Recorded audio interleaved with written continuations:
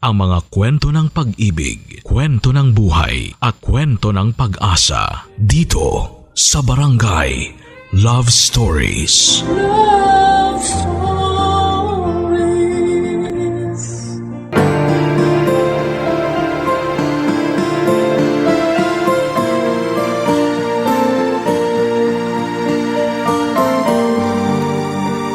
Hindi masamang maghangad ng mga bagay na ikakaginhawa ng ating pamilya.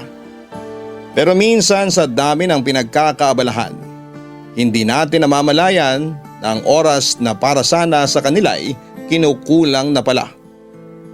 Ikaw kabarangay, paano mo binabalanse ang oras mo para sa trabaho at para sa iyong pamilya? Dear Papa Dudut, mapagpalang araw po sa inyo at sa lahat ng mga nakikinig ngayon.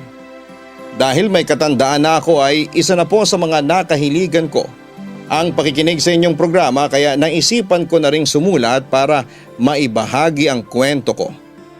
Ako po si Donato, isang negosyante na nagbabuy and sell ng mga damit. 65 years old na po ako sa ngayon. More than 40 years din kaming nagsasama noon ng asawa kong si Miana. Magkarelasyon na kami mula high school. Unang kita ko pa lamang noon sa kanya ay alam ko na magiging mabuti siyang ina para sa mga anak namin. Kaya hindi ako nagdalawang isip nang pakasalan ko siya. Pareho kaming nakapagtapos ng kolehiyo, ako sa kursong Business Administration at siya naman sa kursong Accountancy. Pero sa aming dalawa ay siya lamang ang nagkalisensya nang makapasa siya sa licensure examination for CPA. Bukod kasi sa wala namang board exam ang kursong tinapos ko, ay mas pinili ko na pasukin na kaagad ang pagnenegosyo. Paiba-iba ang naging negosyo ko noon. Nagkaroon ako ng bigasan noong una. Yung sumunod naman ay namasada ako ng sarili kong tricycle. Pero para hindi maubos ang oras ko ay kumuha na lamang ako ng magbaboundary nito at itinoon ko ang atensyon ko sa iba pang mga negosyo. Hanggang sa mapasok ako sa isang pyramid scheme na naging dahilan ng pagkawala ng bigasan at tricycle ko. Nadamay pa roon ang pera naming mag-asawa. Sa kabila ng pagkabigo ay nagsimula ulit ako. Sa pagkakataong yun ay nagkaroon naman ako ng sari-sari store at nagbenta ng kung ano-anong produkto. Nakabili ako ng kotse ko at ginawa kong taxi yun. Pero natigil ang pagpasada ng taxi ko nung magkaroon ng crisis sa gasolina. Kaya naman tinuong ko na lamang ang oras ko sa pagbabuy and sell ng mga damit. At doon na nga lumago ang negosyo naming mag-asawa. Sa kabila ng pagod at hirap namin noon ay may pagmamalaki ko naman na lahat ng anak namin ay nakapagtapos ng pag-aaral. Masaya naman ang buhay namin, nakaranas kami ng hirap pero nakaraos din. Nagsimula kami sa pangungupahan sa isang maliit na apartment hanggang sa makabili na ng sariling bahay at ilang sasakyan. Subalit sadya nga talaga na hindi lang puro saya sa buhay ng tao, Papa Dudut.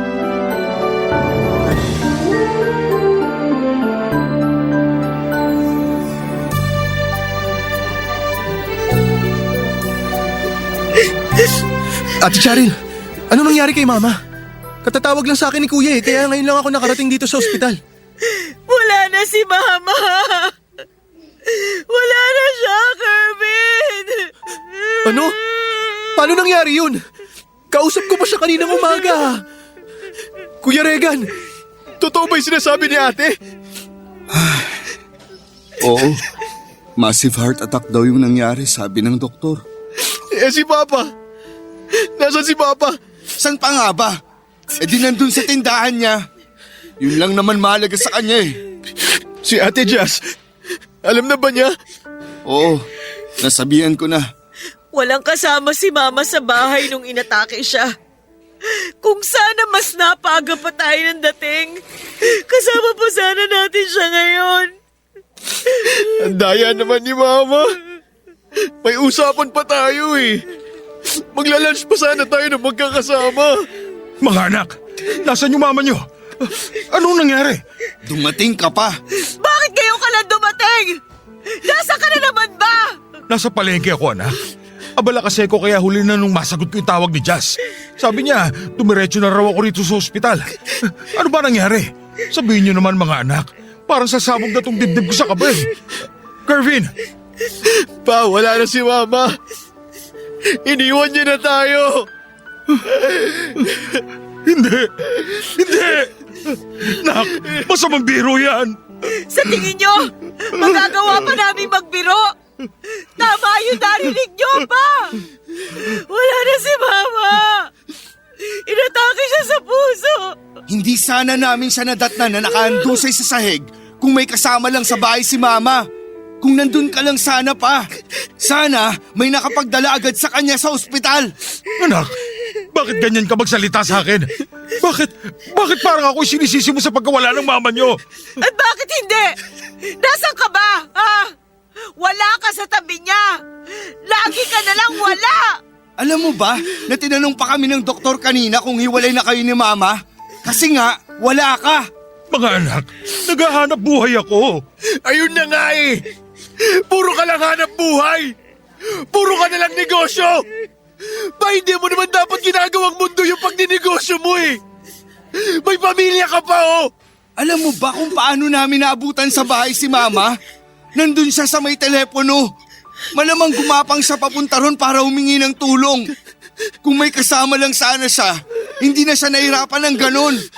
Kung nandun ka lang sana, buhay pa sana si Mama. Pa naman! Buong buhay namin, lagi namin tinatanong kung nasaan ka. Sa lahat na lang nangyayari, wala ka! Hindi ko naman alam na mangyayari to, anak. Hindi nyo alam? Eh bakit nga ba hindi nyo alam, ha, pa? Ano? Bakit kayo natahimik dyan? Habang iniisip niyo yung sagot, dun muna kami kay Mama.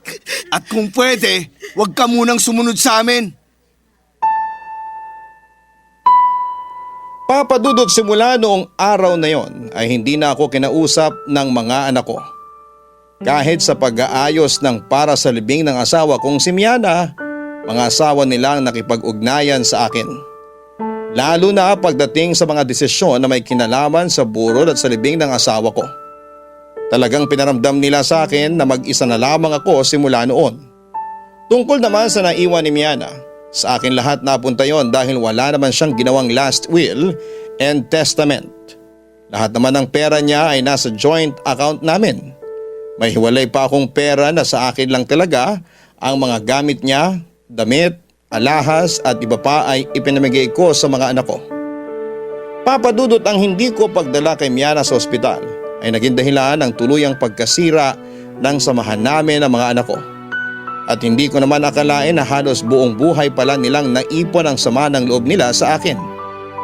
Ni minsan ay hindi naman yon nabanggit ni Miana. Masyado kasing mabait ang asawa ko at nahihiyang magsabi ng mga problema sa bahay o sa mga anak naming dalawa. At lagi niya lang sinasabi sa akin noon ay kung gaano siya nagpapasalamat sa pagkataguyod ko sa kanila ng mga bata. Madalas niya rin akong sabihan na magpahinga naman dahil gusto rin nila akong makasama. Binaliwala ko lahat ng mga sinabi sa akin noon ni Miana. Kahit sa mga birthday nila, nakakasama lang nila ako kapag nagkataon na naroon ako mismo sa bahay. Pero kadalasan, silang mag-ina lang ang magkakasama. Sa kagustuhan kong maging maganda ang buhay namin, ay hindi ko na pala namamalayan na ang buong atensyon ko ay tinuong ko na lamang sa paghahanap buhay. Gustuhin ko man na mapalapit ulit sa kanila. Hindi ko na alam kung papaano yon gagawin at kung saan magsisimula, Papadudot.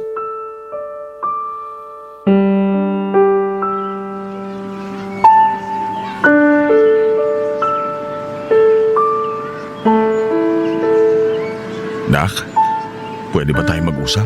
Pa, tapos na yung libing. Nakaalis na sina Charil kaya uuwi na rin ako. Anak, please naman. Huwag niyo naman gawin sa akin to. Masakit din naman para sa akin yung pagkawala ng mama niyo. Talaga pa? May pakiramdam ka pa pala? Kala ko kasi pati puso mo gawa na sa pera. Yung perang ikinagagalit mo, yun ang bumuhay sa inyo magkakapatid, anak. Pa, pwede ba? Huwag nyo nang ipilit na parang pera lang yung mahalaga sa isang pamilya. Na pera lang yung kailangan naming lahat, pati ni Mama. Nagkasundo kami ng mama niyo noon na siya'y may iwan sa bahay at ako nang bahala sa mga gastusin. Kaya siya yung lagi niyo nakakasama at ako yung palaging wala. Pero hindi ibig sabihin nun na mawawala na kayo ng pakialam sa amin. Lagi kayong wala. Sa lahat ng graduation namin, si Mama lang yung nakakarating. Sa lahat ng celebration, siya lang yung kasama namin. Hindi niyo man ako nakakasama. Sinisiguro ko naman ang lahat ng kailangan niyo na ibibigay ko. Sa akin ang gagaling yung mga ginagamit niyo sa celebration niyo. So ano? Sa lahat ng naging pagkukulang mo, pera na lang yung itatapat mo? Kung naiintindihan niyo lang siguro kung gaano kayo kaswerte, hindi niyo maiisip yan.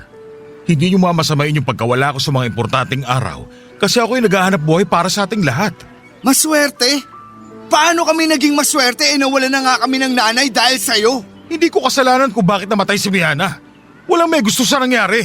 Kung nangungulila kayo sa kanya, ako rin. Kasi asawa ko siya. Huwag nga kayong magpatawa. Anak, pakiusap naman. Intindihin niyo rin ako. Intindihin? Sige nga. Paano ka namin iintindihin kung malinaw na malinaw sa amin yung mga naging pagkukulang mo? Sige na, nagkulang na ako sa inyo. Pero sana naman, bigyan niyo rin ako ng pagkakataong bumawi. Ako na lang yung magulang na meron kayo. Kailangan niyo ng isang ama na… Tama! Kailangan namin ng isang ama. Pero hindi ikaw yung ama na kailangan namin. Ang sakit mo naman magsalita. Tatay ka na rin, Regan. Kaya dapat, ikaw yung unang makakaintindi sa nararamdaman ko ngayon. Tama kayo. Tatay na nga ako. Pero magkaiba tayo. Kahit kailan, hindi ko maiintindihan yung sinasabi nyo na maswerte kami. Kay Mama siguro oo, maswerte kami. Pero sa'yo, malaking biro yun. Maiintindihan mo rin ako, anak. Sana nga, para hindi nagngingit-ngit yung kalooban ko tuwing nakikita ko kayo. Sige na, anak. Baka hinahanap ka na ng pamilya mo. Pakisabi na lang sa mga kapatid mo na sana mapagbigyan nila ako na makausap po sila. Huwag na kayong umasa kasi sigurado ako na hindi naman sila interesado. Sige, kung ayaw mo sabihin sa kanila, ako na lang ang magsasabi. Alam nyo, gawin nyo na lang. Mas kapanipaniwala pa yun. Pero kapag nakaharap nyo na yung mga kapatid ko, huwag kayong umasa na sasalubungin nila kayo ng mainit na yakap.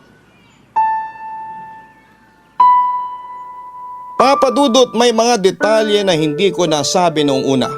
Masaya naman ako sa pamilya namin. Pero minsan o mas tamang sabihin na madalas, pakiramdam ko ay hindi sila masaya na ako ang tatay nila. Lagi kasi akong wala sa bahay. Noong kinasal kami ni Miana, sinabi ko sa kanya na siya na talaga ang bahala sa mga bata. Wala akong gagawin para sikasuhin sila sa anumang paraan. Ang katwiran ko kasi noon, siya ang ina kaya tungkulin niya yon. Ang sa akin naman ay ang sustentuhan sila. Kaya naman napilitan siya noon na huminto muna sa pagtatrabaho bilang accountant. Nangihinayang siya sa propesyon niyang yon lalo na't marami siyang pinagdaanan bago nakarating doon. Pero mas naging matimbang sa kanya ang mga anak namin. Tinutukan niya ang pagpapalaki sa mga bata. Mas naging abala naman ako sa pagninegosyo at tuwing umuuwi ako sa bahay, halos magkulong na lamang ako sa kwarto. Kahit magkakasama kami sa isang bubong habang lumalaki ang mga bata, halos hindi rin nila ako nakikita. Bumili ako ng sarili kong TV at maliit na refrigerator para sa mga inumin ko. Lahat yun ay nasa kwarto ko na nakahiwalay pa sa kwarto namin ni Miana. Kaya naman naiintindihan ko kung bakit makananay ang mga anak ko. May tatay sila nakasama pero hindi naman nila maramdaman. Kumbagay para lang akong ATM na naglalabas ng pera pag nagwi-withdraw sila. Siguro nga'y mahirap akong intindihin. Pero lahat naman ang ginagawa ko ay para din sa pamilya ko. Pero sa mga narinig ko mula sa mga anak ko, naisip ko rin na sana nga ay naging balanse ako. Na sana'y naibigay ko rin yung oras na kailangan nila at yung kalinga ng isang magulang. Kaya nang mawala si Miana ay naging napakalaking dagok noon para sa aming lahat. Para kaming napilayan. May alta presyon kasi si Miana at nasa lahi nila yon. Hindi rin kami regular na nagpapa-check up kaya hindi namin namalayan na nanganganib na pala ang puso niya. Biglaan yung nangyari sa kanya at wala na kaming pagkakataon para ihanda ang mga sarili namin Kaya naiintindihan ko rin kung bakit masyadong mataas ang emosyon ng mga anak ko, Papa Dudut. Barangay Love Stories. Barangay Love Stories. Papa Dudut, pagkatapos ng naging pag-uusap namin ni Regan, 1 taon din kaming hindi nag-usap ng mga anak ko. Hanggang sa magdesisyon na akong kausapin sila isa-isa. Una ko naisip na kausapin si Kervin at nakailang tawag ako sa asawa niya para makiusap na sabihin sa kanya yung plano ko. Pumayag naman ang anak ko na makipagkita sa akin. Siyang inuna kong kausapin dahil nasabi sa akin noon ni Miana na siya yung nakakuha ng ugali ko. Madiskarte rin siya, ang kaso ay wala siyang interes sa pagninegosyo. Hindi niya rin natapos ang kursong kinuha niya noong college. Pero para mas mabilis magkaroon ng trabaho ay nag-apply siya sa call center. At noong panahong yon, may 2 na rin siyang anak. Masasabi ko na naging malapit naman kami ni Kervin, Papa Dudut. Noong bata pa kasi siya ay madalas din kaming magkasama dahil mahilig siyang bumuntot sa akin sa Tiangge.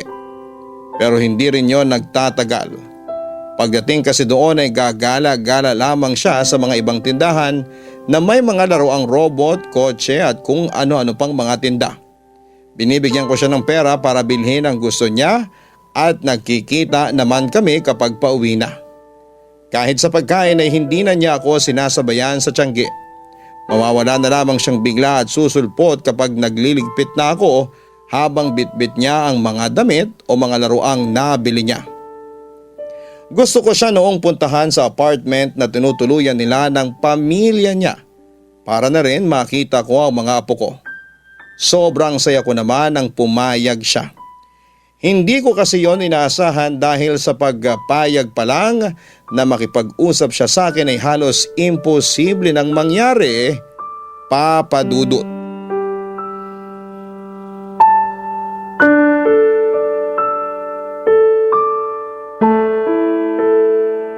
Nak, salamat ha. Pumayag ka na, pumunta ako rito sa apartment nyo. Asawa ko may gusto nito. Kung hindi dahil sa kanya, hindi rin naman ako papayag na mag-usap tayo. Kinumbinsi niya lang ako. Bakit naman kailangan ka pang kumbinsihin, anak? Paseryoso ba kayo? Tinatanong niyo talaga yan? O siya, sige na. Alam ko namang hindi nyo pa rin ako napapatawad sa pagkamatay ng mama nyo. Buti naman alam mo. Pero anak, tatay mo pa rin ako. Kahit na gusto mong kalimutan yun at ibaon sa nakaraan mo, hindi mo maitatanggi yung katotohanan na ako pa rin Kung pumunta lang kayo rito para sa drama na yan, makakaalis na kayo. Hindi ko na kasi alam kung paano ko pa kayo kakausapin. Lahat na lang nang sabihin ko hindi nyo gusto. Lahat na lang kinagagalit nyo. Kaya mas maganda siguro kung pag-usapan na lang natin yun. Huwag naman sana yung ganito, na parang gusto nyo na lang ako kalimutan. Yung nga yung masakit pa eh. Akala mo kami yung nakalimot sa'yo. Pero yung totoo, kami yung kinalimutan mo. Nakalimutan ko kayo? Paano nyo nasasabi yan kung halos buong buhay ko nagtatrabaho ko para masustentuhan kayo? Sige nga, sabihin mo nga sa akin kung kanino nanggagaling yung pinagtutuition nyo? Yun na nga eh. Akala nyo kasi pera lang yung kailangan para maging tatay. Yung sinasabi mo na halos buong buhay mo nagtrabaho ka para sa amin, choice mo naman na ubusin yung oras mo sa trabaho mo eh. Pwede ka naman magpahinga kahit sandali.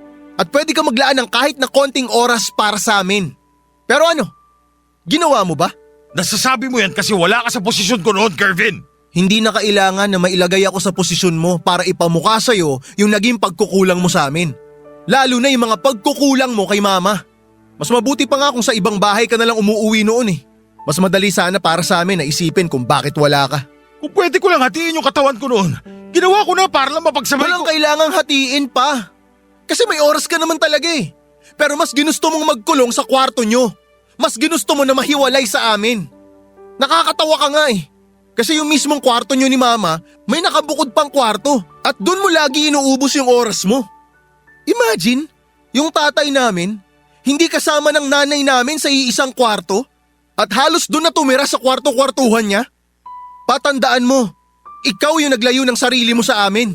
Lagi kasi akong pagod. At gusto ko lang makapagpahinga kaya nandun ako sa kwartong yun. Bakit? Nakakapagod ba kaming makita? Nakakapagod ba yung gusto ka lang namin makasabay kumain? Wala naman kaming ipapagawa o kaya hihingiin sa'yo eh. Yung makasama ka lang, Sobrang saya na sana eh. Hindi naman niya sinasabi sa akin ng mama niyo. Ano ba namang katwiran yan, pa? Kailangan pa bang sabihin sa'yo ni mama kung paano magpakatatay? Lahat ba kailangan idikta sa'yo para may gawin ka? Anak, kung may babalik ko lang sana yung panahon... Kung may babalik man, sana yung panahon na lang na hindi mo pa kami anak. Nak, sobra naman yata yan. Ah, talaga? Sobra ba?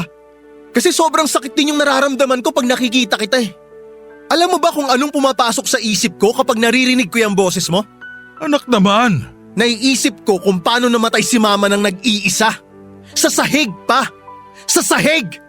Yung negosyo mo na lagi mong idinadahilan? Pwede ka namang kumuha ng taong magbabantay niyan eh.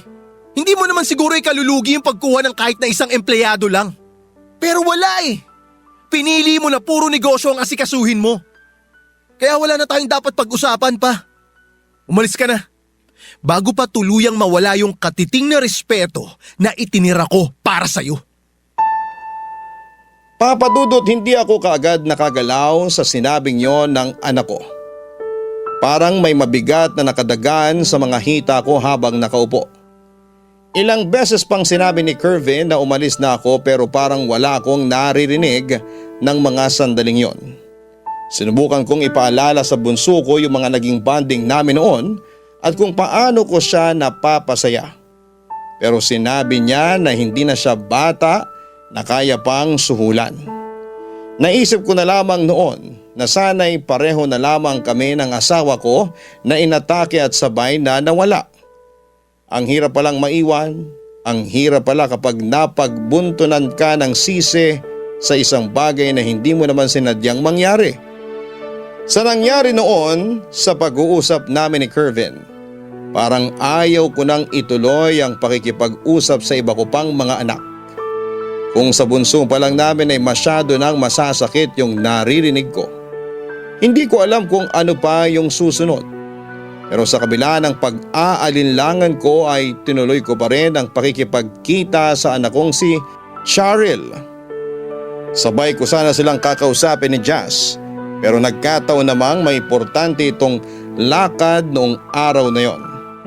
Hindi naman pwedeng ipagpaliban yung pakikipagkita ko sa kanila. Dahil sigurado ako na hindi papayag si Cheryl na marisked yon.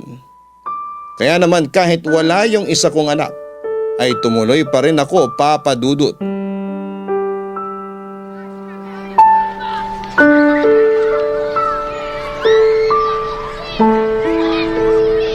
Ang ganda nitong napili mong meeting place natin, anak. Nakakatuwa yung mga bata naglalaro, oh. Parang kayo lang no mga bata pa kayo. Cheryl, anak, magsalita ka naman. Ano ho bang pag-uusapan natin? Sabihin nyo na kagad para matapos na po ito. Pinuntahan ko nga pala si Kervin. Pero hindi naging maganda yung pag-uusap namin. Marami kasi siyang sinabi na hindi ko nagustuhan. Ano ho bang inaasahan ninyo? Yung makipag-banding siya sa inyo na parang walang nangyari? Nung sinabi niya yung dahilan niya kung bakit siya nagagalit sa akin, nalungkot ako ng sobra. Hindi ko kasi alam na gano'n na pala yung iniisip ninyo. Na nakalimutan ko na kayo. Ano lang ho ba yung alam nyo? Anak, ayoko na makipagtalo. Nandito ako para makasama ka at magkaayos tayo. Yung makasama ako, pwede pa yun eh. Pero yung magkaayos, huwag nyo na hong subukan. Hindi nyo na ba ako kayang patawarin? Hindi ko ho alam. Tsaka hindi ko rin naman alam kung bakit nandito pa ako para makipag-usap sa inyo eh. Baka wala naman kayong importanteng sasabihin. Baka may gusto kong pag-usapan o itanong sa akin. Kung meron ka pang gustong sabihin, sige lang anak, makikinig ako. Parang si Kervin, dapat pinabayaan ko na lang na ibuhos niya lahat ng saloobin niya. Hindi na sana ako nangatwiran pa.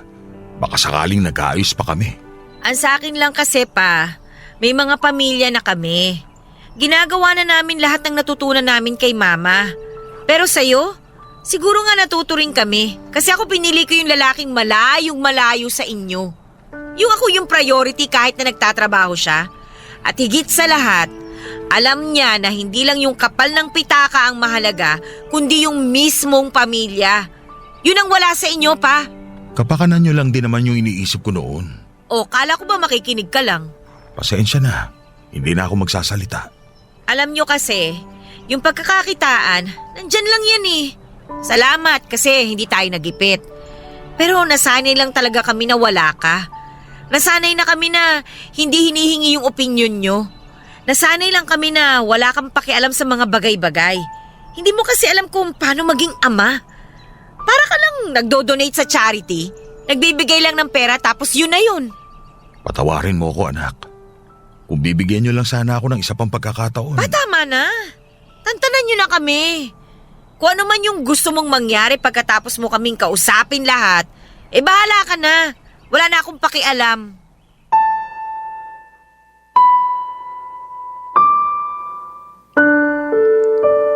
Papa Dudut, tuyong-tuyo na ang mga mata ko sa kakaiyak. Tuwing gabi kapag naiisip at binabalikan ko yung mga sinabi sa akin ng mga anak ko. Hindi ko alam kung bakit gano'n na lamang kahirap para sa kanila ang patawarin ako. Kahit ano namang paliwanag ang gawin ko ay sarado pa rin ang isipan nila. Wala sa kanila ang gustong makinig sa akin sa pinaparamdam nila noon. Parang napakamalas nila na ako ang naging tatay nila. At wala akong nagawang mabuti para sa kanila mula pagkabata. Sa totoo lang, Papa Dudut, ay napakaraming batang nagugutom. May mga pumapasok pa na walang maayos na gamit sa eskwela. Meron ding walang pamilya at palaboy-laboy na lamang sa kalsada habang naghihintay nang magpapalimos sa kanila. Pero sila kahit minsan ay hindi nawalan ng makakain sa hapagkainan. Almusal, tanghalian at hapunan. Hindi sila nakaranas na magutom. Hindi sila nakaranas na maputulan ng kuryente at tubig. Hindi rin sila nagkulang sa pambayad sa eskwela. Hindi ko rin sila tinipid sa mga baon nila. Pero dahil sa pagkamatay ng mama nila na pilit nilang isinisisi sa akin, para akong isang pulubi na nanlilimos ng atensyon at pagkilala mula sa kanila. Kahit yata lumuhod ako at magmakaawa ay hindi pa rin lalambot ang puso nila sa akin. Ni minsan ay hindi ko pinagtaksilan o pinagbuhatan ng kamay si Miana. May pagkakataong tumataas ang boses ko pero hanggang doon lang yon. Kahit may pagkukulang ako, balik-balik ta rin man ang mundo, ay naging mabuting ama pa rin ako sa mga anak ko. Kaya sa pagkakataong yon ay sumuko na ako. Ilang taon mula nang pumanaw si Miana, buhay na buhay pa rin siya para sa kanila at ako naman. Buhay pa pero pilitan nilang ibinabaon sa limot at tila pinapatay sa kanilang mga ala-ala, Papa Dudut. Barangay Love Stories. Barangay Love Stories. Ilang buwan pagkatapos naming mag-usap ni na Kervin at Charil, nagkaroon ako ng kinakasama, Papa Dudut. Nakaramdam kasi ako noon ng pangulila dahil matagal-tagal na rin akong namumuhay ng mag-isa. Pakiramdam ko ay kailangan ko na ng taong masasandalan at mapagsasabihan ng mga bagay tungkol sa mga anak ko. Tawagin niyo na lamang po siya sa pangalang Neri. Mas bata siya kesa sa bunso kong si Kervin. At siya nga rin po pala ang tumulong sa akin para makasulat sa inyo. May anak siya sa pagkadalaga at dahil sigurado na ako sa kanya, ay nagsama na agad kami. Nagplano na rin ako na i-adopt legally ang anak niya dahil matagal na raw na hindi nahahagilap ang ama ng bata. Lalo pang sumiglang negosyo ko. Hindi na ako nakipag-ugnayan sa mga anak ko dahil ayaw ko nang masaktan ng paulit-ulit. Ibinigay ko na lamang sa kanila yung hinihiling nila na tantanan silang magkakapatid para wala ng gulo. Itinatak ko na lamang sa isipan ko na kung ayaw nila sa akin ay hindi ko na ipipilit pa ang sarili ko bilang ama nila. Ilang beses ko pa kasing sinubukan noon na humingi ng tawad pero nagawa nila akong ipagtabuyan na parang isang tao na may malalang sakit na takot silang mahawa. Kaya naman nagulat na lamang ako nang may matanggap akong mensahe mula kay Regan na humihingi ng pagkakataong magkita kami at mag-usap. Hindi ko alam kung anong gagawin ko noon. Sa lahat kasi ng mga anak ko ay siya yung pinakamatapang kaya inaasahan ko rin na siya rin yung pinakamasakit magsalita. Kahit biro lang ay may pagkabrutal pa rin siya. Laging may laman ang sinasabi niya, seryoso man o nagpapatawa. Naganap ang pagkikita namin sa bahay kung saan sila lumaking magkakapatid. Doon pa rin ako nakatira pero kasama ko naroon si Neri at ang anak niya. Akala ko noon ay si Regan lang ang darating. Pero nagulat ako nang isama niya ang dalawa pa niyang kapatid, Papa Dudut.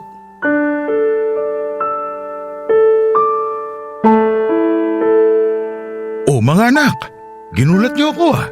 Pa, isinama ko rin sina Charil at Kervin. Hindi nakasama si Jazz. May sakit yung anak niya. Walang problema. Mas kailangan si Jazz ng apo ko. Kumusta kayo? Ayos naman ako rito.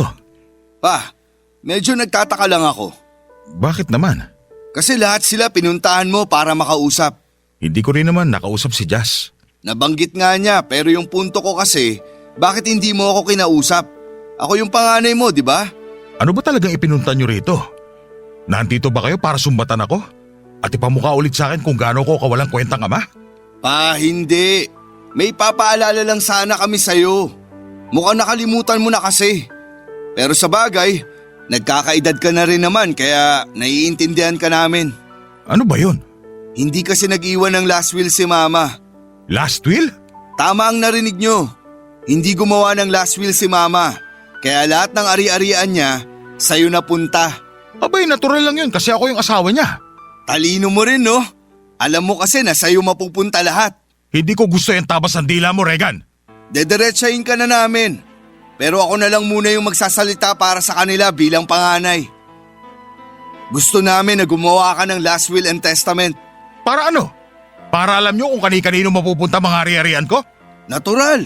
Anak nyo kami, di ba? Bakit? Kanino ba dapat yun mapunta? Eh di sa amin, kanino pa ba? Anong sabi ng pinagsasabi mo? Patutal puro pera lang naman ang binibigay niyo sa amin nung nabubuhay pa si Mama eh.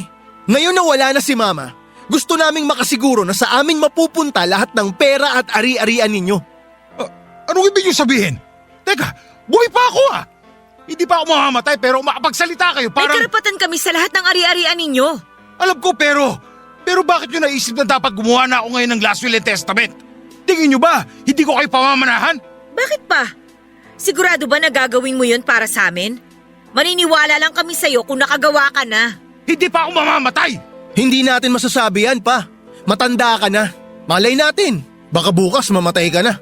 Tsaka kung nagawa mo kaming kalimutan ng ilang taon matapos mamatay ni Mama, hindi kami nakakasiguro na kami pa rin ang pamamanahan mo. Kailangan mong panagutan yung pagkukulang mo sa amin. Pero malamang nakalimutan mo na yun kasi… Kasi ano, Regan? Ha? Kasi ano? Kasi alam na namin. Alam na namin na may kinakasama ka. At alam na rin namin pa na balak mong legal na ampunin yung anak ng babae mo. Hindi siya basta babae ko lang. Asawa na at turing ko sa kanya. Wow! Napakabuti mo naman pala sa kanya, pa. Sana ganyan ka rin kay Mama noon, ano? Hindi ko nga rin maintindihan eh. Kukuha ka na lang ng makakasama sa buhay, yung may sabit pa. At nakakatawa na gusto mo pang mag-ampo ng hindi mo kadugo, samantalang may mga anak ka naman. Tama! May mga anak naman ako. Mga anak na masyadong matitigas ang puso at mas piniling talikuran ako. Papa Dudut, inaasahan ko nang babanggitin nila noon yung tungkol sa kinakasama ko at sa pag-aampun ko dahil hindi ko rin naman itinago yon. Parang namanhid na naman ang katawan ko sa mga narinig ko. Pero sa pagkakataong yon ay hindi ko napigilang makaramdam ng galit. Nung una pa lang na binanggit ni Regan ang tungkol sa last will and testament, nagkaroon na ako ng ideya kung bakit nandun silang magkakapatid. At kahit wala roon si Jazz, alam ko na pareho lang din ang mga kapatid niya ang sasabihin niya. Hindi ko akalaing magagawa nila yon sa akin, Papa Dudut. Buhay pa ako at malakas pa pero parang gusto na nila akong mawala. At sa pagkawala ko ay gusto nilang masigurado na sa kanila mapupunta lahat ng pinaghirapan ko. Gusto nila na sa kanila ko ipangalan ang mga maiiwan kong negosyo at sisiguraduhin na sila lang ang tatanggap ng lahat. Gusto kong sabihin na hindi ko naman sila pinalaki ng ganon. Pero naisip ko rin yung lagi nilang sinasabi na hindi naman ako ang nagpalaki sa kanila kundi ang mama nila. Nung una ay sising-sisi ako sa nagawa ko sa kanila. Hinayaan ko sila na batuhin ako ng masasakit na salita. Matiwasay ko yung tinanggap lalo't naisip ko na maaaring makabawas yon sa sama ng loob nila sa akin. Pero sa ipinakita nilang interes, sa ipapamana ko ay biglang nagbago ang tingin ko sa mga anak ko. Kung hindi ako naging mabuting ama, hindi rin naman sila naging mabuting anak. Wala rin naman silang kabutihang pinaramdam sa akin sa maraming taon ng pagsasama namin ni Miana. Kung nabubuhay lang sana siya, hindi siya papayag na bastusin ako ng ganon ng mga anak namin. Hindi siya papayag na insultuhin ako at ipamukha sa akin na pera lang ang halaga ko sa pamilya namin, Papa Dudut.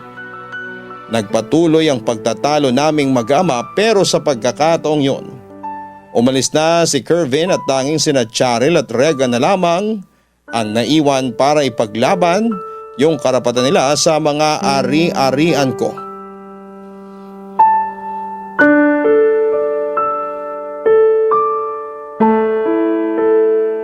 Mga anak, ilang beses ako humingi ng tawad sa inyo.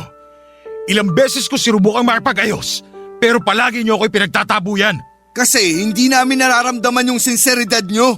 Bakit ba kayo ganyan sa akin? Napakatigas ng puso nyo. Kung itrato nyo ako, talo ko pang isang kriminal. Hindi ako yung pumatay sa mama nyo, pero sa ginagawa nyo, talo ko pa yung nahatulan ng habang buhay na pagkakabilanggo. Lumayo kayo sa akin at ginusto nyo nakalimutan na lang ako. Tapos ngayon, babalik kayo rito para ipamukha sa akin na may karapatan kayo sa pera ko. Totoo naman ah. May karapatan kami sa pera nyo. Lagi niyong dinadahilan yung paghahanap buhay nyo kapag wala kayo, di ba? Kaya utang na loob nyo sa amin na nagkaroon ka ng maraming oras para magnegosyo. Ang sasama ng ugali nyo. Pinalaki kayo ni Miana ng maayos, pero ngayon, ganyan yung ipapakita nyo sa akin? Pwes, mas lalo nyo lang pinatutunayan na hindi kayo karapat-dapat pamanahan. At sinong pamamanahan mo? Yung ampon mo at yung palamunin mo rito sa bahay? Bastos ka! Huwag na huwag mong iinsultoy ng ganyan sila Neri. Hindi sila tulad yun na pera lang yung habol sa akin. Bakit? Sa tandaan nyo na yan? Akala nyo talaga may magmamahal pa sa inyo ng totoo? Ha! Pa naman! Gumising ka! Mas bata pa kay Kervin yung kinakasama nyo. At pag nawala kayo, maghahanap kagad yun ng kapalit. Tama si Charil. Pa, mahal ka lang nila ngayon kasi may pera ka. Ha! Sige! Ipagpalagay na natin na mahal nila ako dahil lang sa pera ko. Pero ganoon din naman kayo, hindi ba? Ang pagkakaiba nyo na lang, sila, kahit peke, nagmamalasakit sa akin. Samantalang kayo, wala na talagang pakialam. Parang patay na nga ako kung ituring ninyo. Kaya malinaw kung sino yung mas karapat dapat kong paboran. At talagang mas gusto nyo pang pamanahan yung sampid lang sa pamilyang to? Ano yun? Pinapamukha mo na mas mahal mo yung pamilya mo ngayon? Hindi ko kailangan magpaliwanag sa inyo. Pinaghirapan ko lahat ang meron ako. Kaya ako magdedesisyon kung paano at kung saan ko gagamitin ang pera ko. Umalis na kayo! Hindi kami aalis dito hanggat hindi kayo pumapayag sa gusto naming mangyari. Kung gusto mong ibigay sa kanila yung pera mo, sige, payag kami. Pero lahat ng negosyong naipundar mo dahil sa kawalan mo ng oras sa amin noon, sa amin dapat mapunta yon. Tama si Kuya. Hindi nila pwedeng kunin yung ipinundar nyo habang lumalaki kami na parang walang ama. Painggan nyo kung paano kayo magsalita. Sa ginagawa nyo ngayon, pare-pareho lang tayo na naging makasarili. Huwag mo kaming igagaya sa'yo. Naibigay ko na lahat ng para sa inyo. Kaya wala na kayong makukuha sa akin, ni isang kusing. Hindi kami papayag. Kukuha kami ng abogado. Kapag wala kayo talagang binigay sa amin pa, parang inamin nyo na rin na kasalanan nyo kung bakit namatay si Mama. O edi sige, kasalanan ko na. Kung makakatulong yun para makatulog kayo ng mahimbing sa gabi, inaako ko na yung pagkamatay ni Miana. Tanggap ko na rin na gusto nyo na ako kalimutan. Pero lilinawin ko lang sa inyo, hindi nyo makukuha yung gusto nyo. Sa ugali nyong yan, wala sa inyong magkakapatid ang dapat kong pamanahan. Wala kahit sino!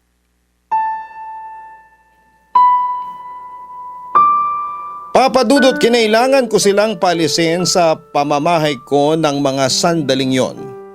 Pakiramdam ko kasi ay ako naman yung aatakihin sa puso dahil sa mga narinig ko mula sa kanila. Sabi nga ng kinakasama kong si Neri, parang yumayanig daw yung bahay sa lakas ng sigawan naming mag-ama. Nandun kasi sila sa kwarto at hindi na nagawa pang lumabas. Yun din naman ang sinabi ko sa kanila dahil ayokong mapagbuntunan sila ng galit ng mga anak ko. Pagkatapos ng sagutan namin yon ay hindi ko inaasahan at tototohanin nga ni Regan ang pagkuha ng abogado.